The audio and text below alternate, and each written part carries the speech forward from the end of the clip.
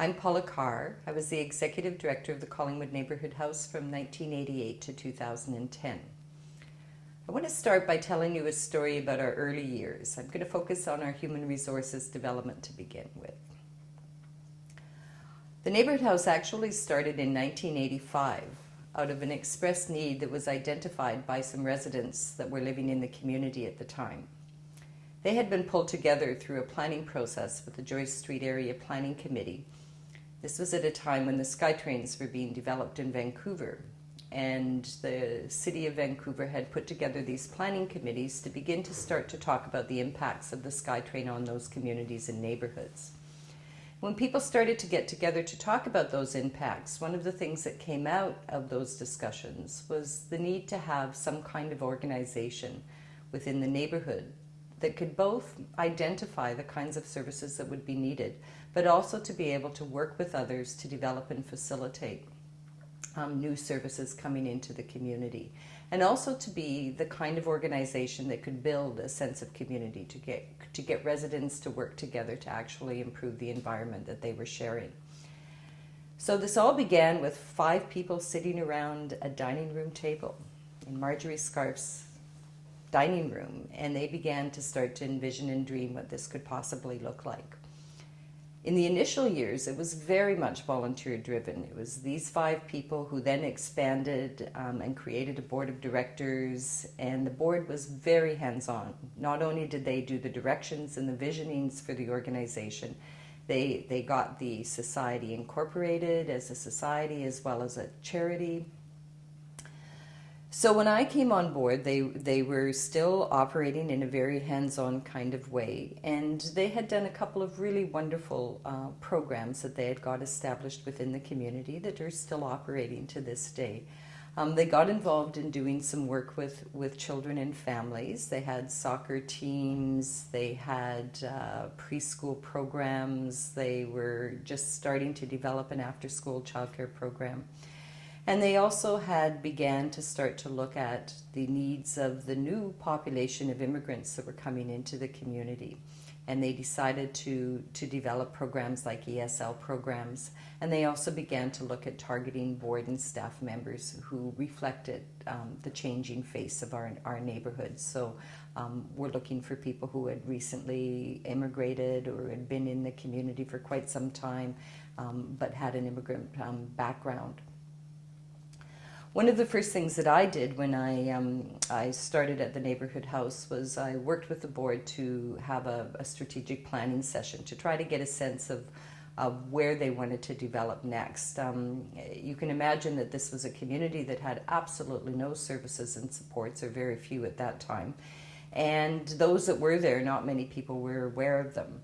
And so there was just a floodgate of needs. There were all sorts of things that could be developed. And so we spent some time together on a weekend. We brought in an external facilitator, I remember, and we sat there, and there were 2 really important things that I think we did that initial planning session. And the first thing was that we spent a lot of time talking about values. Many organizations at the time were managing by objectives, and we had a number of our board members who were quite adamant that we really needed to make our foundational part of our organization values-based. And I remember the discussions, how incredibly rich they were. I mean, we came up with unbelievable values, which have been our guiding light since we started the organization. And they got very much embedded into the culture of our organization, and I think is one of the reasons why we have such great success now. I think the second important thing that we did at that time is we started to look at where the priorities would be that we would start to develop in. And we had plans to develop everything, but we needed to start somewhere. And I think the first place that we started was looking at our neighborhood and the makeup of our neighborhood. And we had a very strong family orientation. The whole neighborhood was made up mostly of single-family dwellings, and so it was a great place to raise a family. And secondly, we had these new immigrants that were coming into the community, and people really wanted to find a way to reach out and and include them as part of the neighborhood and the community. But we really felt we needed to start somewhere. And so both looking at the makeup, but also looking at the context of what was happening outside of our neighborhood that would allow us to advance this work. And there were really two things that were happening at that time. Groups like the City of Vancouver, the United Way, Vancouver Foundation, were all looking at ways to get organizations to start to look at how they could better meet the needs of new immigrants as they were coming in, and how we could create a more multicultural environment. So we knew that that was one area that we might be able to partner with people around. And I think the second was around the whole area of children and families. At that point in time, the City of Vancouver had just finished hiring their very first children's advocate, Rita Chavnosky. And that we also thought that there was a possibility that we might be able to partner with her and the city around some work with the City of Vancouver. So the kinds of processes that we used at that time was looking at action research. And one of the things that we really liked about the action research approach was that it was very much a capacity building approach, where we would hire people who lived in our community to talk to their peers about their lives, about their daily life, their experiences. What were the things that were challenging for them? What were the things that were working really well for them? And we use that as both an opportunity to build relationships within the community, to identify in a more concrete way the kinds of needs we needed to develop and work towards addressing. And thirdly, to be able to acquaint the people that we were reaching through this action research project with existing resources that were already in the community. So it started to build a momentum by just using an action research approach. And of course, we hired many people in that project and reached many people in that project with targets to hit some of the language abilities that were in the community at the time.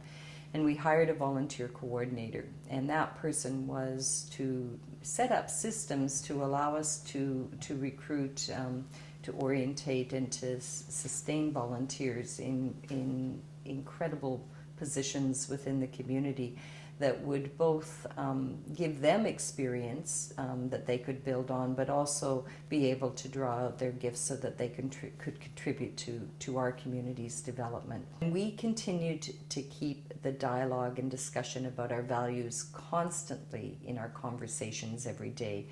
And part of that helped us to start to embed them even further. When we hired people, either as volunteers or as staff, we tried to ensure that they understood the values of our organization and that they were committed to be able to put these values into action. I think the other thing that really made a huge difference in our organization was the relationship that we had with staff and volunteers. In the early years, we worked quite considerably on developing a human resources policies and procedures manual, and people really didn't enjoy developing the policy work, but what they did enjoy was the kinds of conversations where they were able to share the things that were important to them and the things that they would like to see embedded into the organization.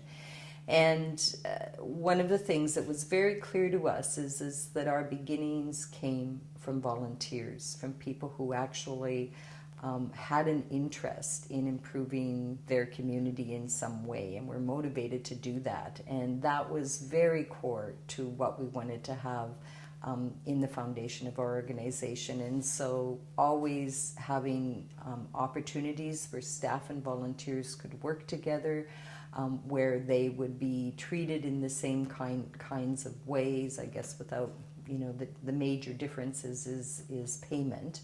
But we would find ways of continuing to recognize volunteers and staff equally, that we would find ways to continue their learning opportunities and capacity building initiatives that could help advance them grow as individuals and as a community together.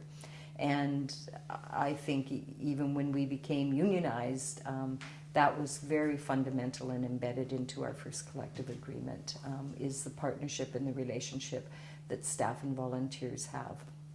Today we have roughly about 400 volunteers and 100 staff, and they work very collaboratively and cooperatively for the interests of the community, and that's something we're all very proud of. And we believe that a lot of it happened with setting those foundations in the early years.